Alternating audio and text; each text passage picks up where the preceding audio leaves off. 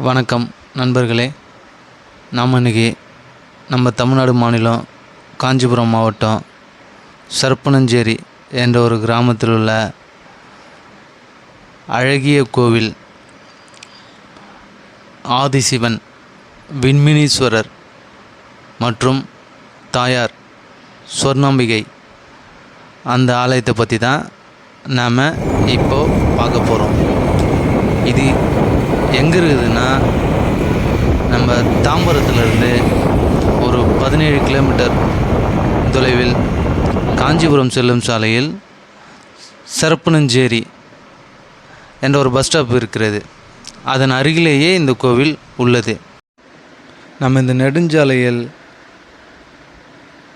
வலது பக்கமாக திரும்பிய உடனே ஒரு 2 அல்லது 3 நிமிடத்தில் நாம் இந்த சிவன் கோயிலை பார்க்கலாம். நீங்கள் இந்த கோவிலை பார்த்ததுமே நீங்கள் தெரிஞ்சுக்கலாம் இது எத்தனை வருஷம் பழமையான கோவில்னு. நீங்கள் சொன்னால் நம்பவே மாட்டீங்க. இது சுமார் 2000 வருஷத்துக்கு முன்னால் கட்டப்பட்ட ஒரு ஆலயம். நவகிரகங்களின் தலைவனான சூரிய தேவன் உலக மக்கள் தங்களுக்கு ஏற்பட்டுள்ள தோஷங்களையும் பாவ கர்மங்களையும் விலக்கிக் கொள்ள பூமியில் சக்தி வாய்ந்த ஒரு சிவாலயத்தை தேடுகிறார்.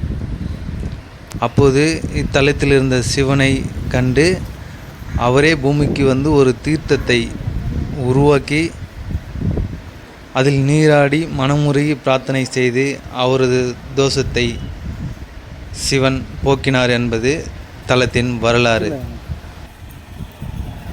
இதில் பழமையான தமிழும் கிரந்த லிபியும் சேர்ந்தவாறு கல்வெட்டுகள் உள்ளதை நீங்களே பார்க்கலாம்.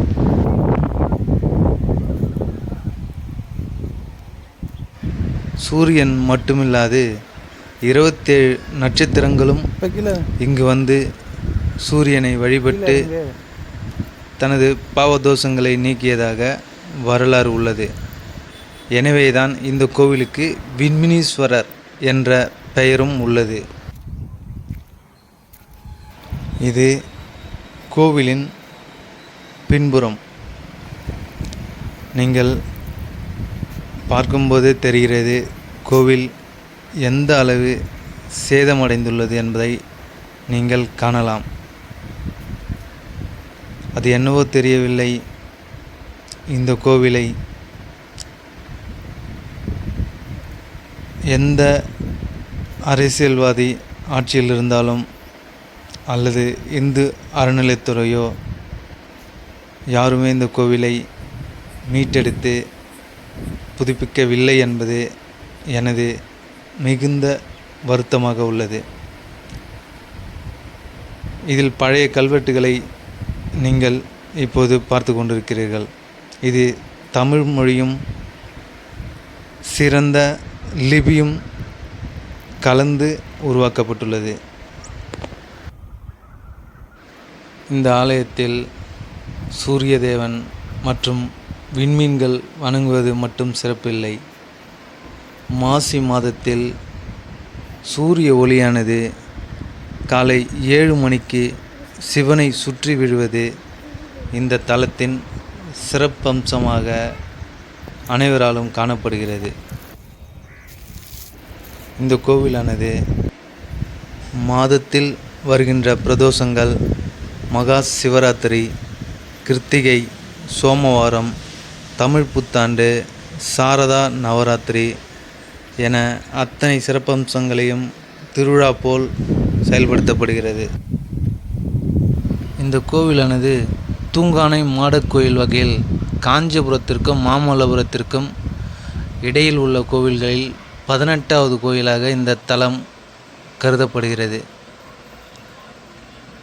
இந்த கோவிலை கட்டிய சிற்பியும் அருகில் உள்ள மன்னிவாக்கம் மன்னீஸ்வரர், இந்த கோவிலை கட்டிய சிற்பியும் ஒருவரே ஆவார். இந்த கோவில் அதிசயம் என்னென்னா, மிகப்பெரிய 2 நந்திகள், சிவனை பார்த்தவாறு உள்ளன. பிரதோஷ காலத்தில் இந்த நந்தியை வணங்கிட்டு தான் சிவனுக்கு நெய் தீபம் இட்டு தங்கள் பிரார்த்தனைகளை வேண்டுவார்கள் என வரலாறு உள்ளது.